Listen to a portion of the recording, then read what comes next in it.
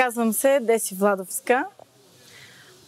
Занимавам се с керамика вече повече от 20 години. Родена съм в Троян. В Троян съм завършила и училището по приложни изкуства. Сега живея в едно село до Велико Търново, вече 18 години и работя керамика. В моето детство най-вероятно съм си бъркала пръст и вода. Тогава съм открила това да можеш да правиш купички от пръст, да направиш глина, да направиш купичка, някакъв съд, чинийка. След това се случи така, че трябваше да кандидатствам в някакво училище след 8-ми клас и избрах приложното училище, но се оказа, че трябва да държа изпити, за да може да вляза при равнителни. Един от изпитите беше гранчарство, точарство. Майка ми ме заведе в една фабрика и там майсторът му хвърляше пристилката и казва: аз отивам на морето, така сяде на моето колело и се учи. И дойде друг човек, друг майстор, който седна, удари топката в колелото, направи ми едно цилиндърче и каза: ми така се прави, продължавай. По време на школото доста деца, които опитаха, просто, как да кажа, самите деца бяха спокойни, даваха ръцете си да може да ги водя. И когато ги оставиш сами, тези деца, които са спокойни, те даже са изхванали какво трябва да правят и повтаряха това, което ти си направил с ръцете, докато си ги държал.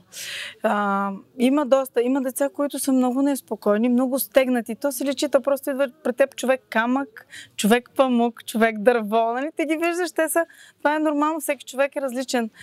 Но всеки човек може да се научи да прави керамика.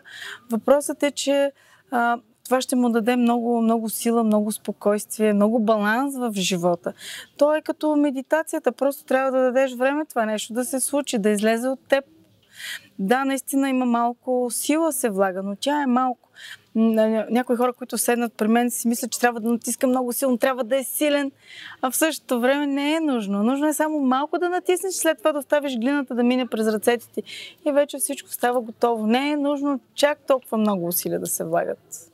От една топка глина може да изваеш нещо красиво, потребно, нещо, което човек може да каже: вау! А в същото време материалът идва от земята. Той е съвсем обикновен. Земята си го дава. Аз си копая глината от едно село на 15 км от мястото, където живея. Сама си я копая, мелия през 2 машини, накисваме с вода, мелия, сама обработвам. И това е хубавото, че той е изцяло чист. Не е нужно да добавяш нищо, а можеш да направиш чини, паници, даже делви големи, за каквото си пожелаеш. Наистина, тя е многопластова керамиката. Може да се използва за всичко. Самото гранчарство, магията, и аз не знам откъде идва, но когато колелото се завърти, то се върти обратно на часовниковата стрелка, просто всичко се разширява, започва да се самотвори. Ти толкова много нямаш участие.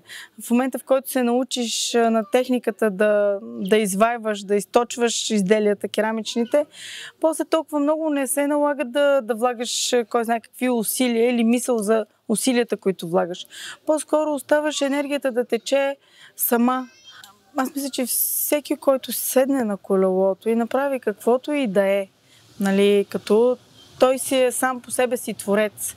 Сега майстор е една титла, която и на мен също ми е дадена, по закона на занаятите. И аз самата съм майстор, но според мен твореца, на този, който е достойно да го наречем майстор, трябва да пази, да го пази в сърцето си това творчество, да вае глината върху гранчарското колело. Тук говорим, че това, което ние правим, е хубаво да е свързано с нашия живот, ма не само бит, ами да дава и здраве на нашите тела. Така че е хубаво да се използва глазура, да се използва стъкленото покритие, което да покрие чашата, за да може тя да се мие, да може да остава чиста, да може да не влизат нечистоти, да няма някакви синтетични неща в нея, да няма отрови. Занаятите помагат на децата да се събудят от техния виртуален сън.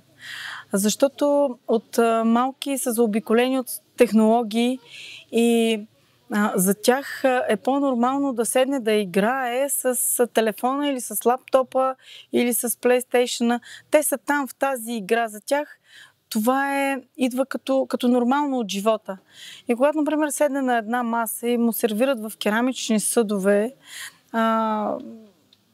то просто го приема като нещо нормално. Но когато мине пред една такава работилница, която прави такива workshop-ове, такива занимания с глина и види, че може сам да си направи тази чиния, тогава осъзнава всъщност откъде идват тези неща. Нали?